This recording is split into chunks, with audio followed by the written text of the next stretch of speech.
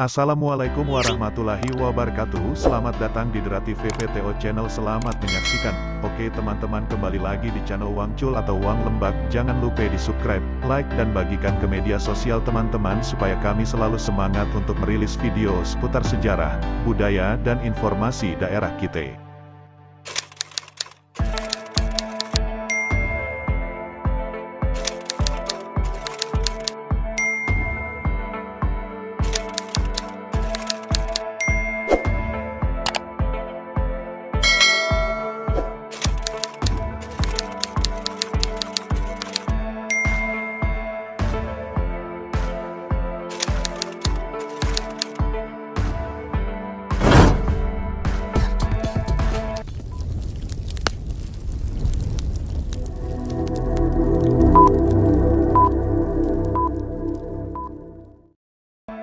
Dengan derasnya arus globalisasi yang dipicu oleh kemajuan zaman harus diantisipasi dengan memperkuat identitas bangsa. Identitas bangsa ditunjukkan oleh budayanya. Dalam rangka memperkuat identitas bangsa itu, pemerintah bersama-sama dan seluruh komponen masyarakat untuk melindungi, menyelamatkan dan melestarikan budaya-budaya Indonesia. Kebudayaan itu merupakan harkat dan martabat bangsa. Oleh karena itulah peran masyarakat sangat penting dalam rangka menumbuh kembangkan serta melestarikan. Pembangunan dalam bidang kebudayaannya sampai saat ini masih menghadapi beberapa permasalahan dikarenakan perubahan tatanan kehidupan termasuk tantangan sosial dan budaya. Berhubung dengan itu, izinkan kami dari channel Drati VVTO untuk berkontribusi dalam melestarikan kebudayaan Indonesia, khususnya wilayah Lembak atau Wangcul dalam bentuk visual yaitu konten kreator, dan untuk mendukung atau memberi support channel ini, alangkah baiknya saudara mengklik tombol subscribe, suka, dan bagikan di media sosial teman-teman. Untuk video kali ini kami memberikan 5 faktor membuat kulit masyarakat atau para wanita di wilayah Lembak atau Wangcul lebih putih alami ketimbang di daerah lain. Dan mengapa orang-orang di wilayah Sumatera bagian selatan banyak memiliki wajah cantik, kulit putih, dan mata sipit yang hampir mirip dengan orang Tionghoa, terutama kaum Hawanya. Pastinya ada cerita atau asal-muasal yang tersimpan. Untuk itu payo saksikan video ini sampai selesai agar tidak tertinggal informasinya. Dan jangan lupa saksikan juga video-video seputar budaya, sejarah dan yang lainnya.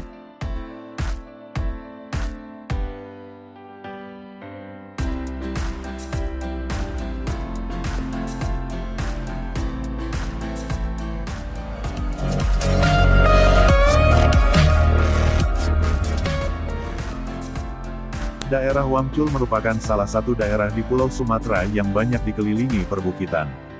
Secara geografis, daerah Lembak digambarkan berbentuk layaknya sebuah mangkok, dilikung bukit, yang berarti ada perbukitan yang mengitari daerah Lembak, yaitu Bukit Barisan. Tinggal di daerah perbukitan yang dingin dan sejuk, curah hujan tinggi serta jarangnya ada matahari terik membuat perawakan orang Lembak berbeda dengan suku-suku dari daerah pantai, misalnya. Ketika orang dari daerah pantai memiliki kulit cenderung berwarna gelap, orang Lembak yang berasal dari pegunungan memiliki kulit berwarna putih dan cerah. Selain karena pengaruh geografis yang mempengaruhi karakter fisik orang itu tersendiri.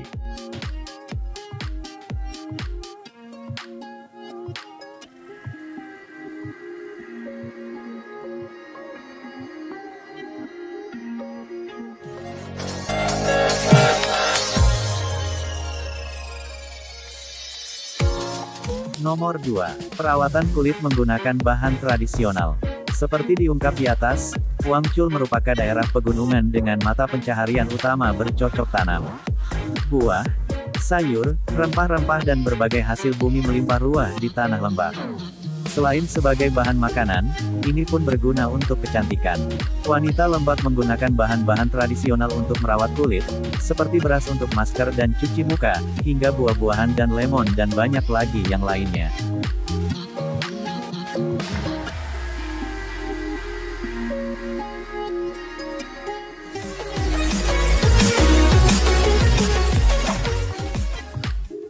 Faktor ketiga, yaitu faktor cuaca. Renjang Lebong atau Wangcul berdiri di atas pegunungan Bukit Barisan dengan ketinggian 100 sampai dengan 1000 meter di atas permukaan laut.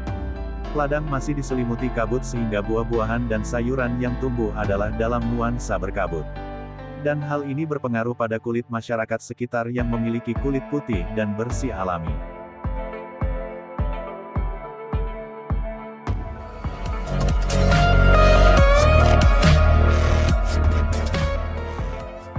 Faktor lain yang menyebabkan warna kulit manusia berbeda adalah faktor genetik atau keturunan.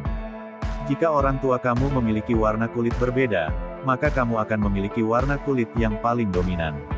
Atau bila orang tua kamu memiliki warna kulit yang sama tapi warna kulit kamu berbeda dengan orang tua kamu, bisa jadi kamu mendapatkan DNA warna kulit dari kakek atau nenekmu. Dan untuk mengetahui tentang keturunan silakan saksikan asal-muasalnya di faktor kelima.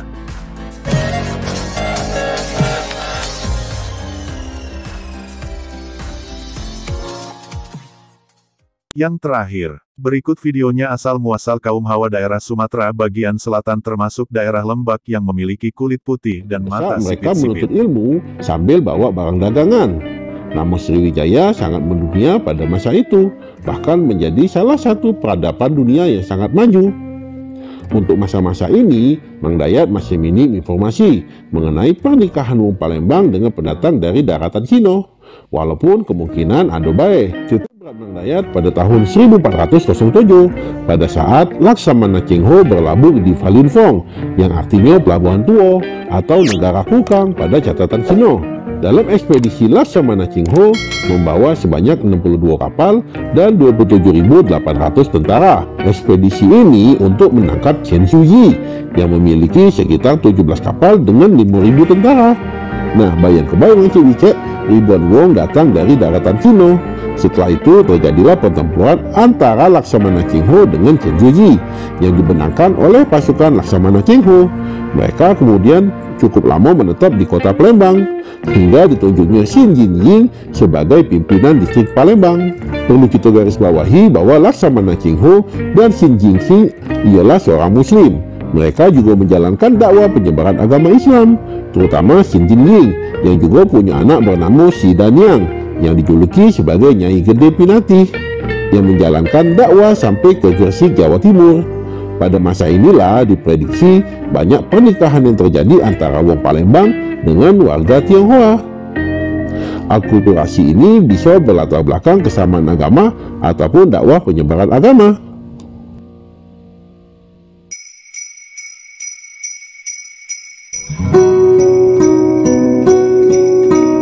Perjalanan dari masa ke masa, Mang Dayat titik berat lagi langsung ke Kesultanan Palembang. Sebenarnya masih banyak cerita lagi sebelum ini, namun kita langsung back ke masa Kesultanan Palembang. Pada masa ini, wong-wong dari dataran Cina masuk ke Palembang dan berdiam di Sungai Musi dengan bangun rumah-rumah rakit. Pada masa Sultan Mahmud Badarudin I Jayawikrama yang memimpin Kesultanan Palembang Darussalam antara tahun 1724 sampai 1757, beliau menikahi putri kerajaan Cina yang memiliki anak dan keturunan. Pernikahan sang sultan itu diikuti oleh bangsawan kesultanan lainnya sampai menyebar ke masyarakat biasa. Perkawinan berbeda suku dan ras tersebut buat fisik anak-anak dari keturunan mereka mirip dengan etnis Tionghoa. Pada tahun 1882 terjadi imigran besar-besaran dari dataran Cina yang mayoritas imigrannya berasal dari petani-petani dan kuli-kuli. Ini karena keadaan negerinya yang mengalami kesulitan ekonomi dan sering mengalami kerusuhan akibat dari pemerintahan dinasti Manchu. Di negeri Cina juga meletus Perang Candu dari tahun 1839 sampai 1842. Gelombang berikutnya pada tahun 1882 sampai 1943. Mereka pada periode ini kebanyakan datang perorangan yang berasal dari keluarga yang cukup mampu. Awalnya mereka tidak berniat menetap di perantauan, tapi karena kebijakan kekaisaran, kalau mereka balik bisa-bisa kena pancung. Akhirnya mereka menetap di Palembang dan beranak pinak.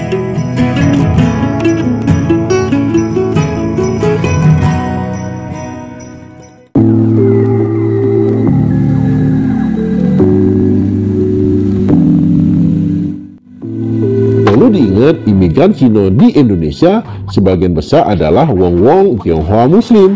Islam dewek merupakan agama yang tidak asing lagi di masyarakat Tionghoa. Kedatangan Islam dan terbentuknya komunitas Muslim di Tiongkok sudah berlangsung jauh sebelum kedatangan Islam di Indonesia, sehingga proses percampuran budaya dan pernikahan pada masa Kesultanan bukan menjadi hal yang sulit. Banyak juga wong-wong Tionghoa non-Muslim yang memeluk Islam akibat dari pernikahan ini. sehingga makin banyak peranaan-peranaan Tionghoa di Indonesia. Perubahan baru terjadi setelah masa kolonial Belanda. Etnis Tionghoa non-Muslim dibentuk memiliki derajat lebih tinggi dibanding dengan etnis Tionghoa Muslim, sehingga banyak etnis Tionghoa lebih memilih tidak memeluk Islam dan lebih memilih agama Katolik, Protestan, Buddha, dan agama leluhur yaitu Konghucu. Alasannya pertama, mereka takut dikucilkan dan juga dibalik ke kedatangan Cina oleh Belanda. Yang kedua, mereka juga pengen punya strata yang lebih tinggi di pemerintah kolonial Belanda. Pemerintah kolonial Belanda juga melarang asimilasi perkawinan dengan komunitas Muslim, dikarenakan khawatir semakin besarnya komunitas Muslim Tionghoa.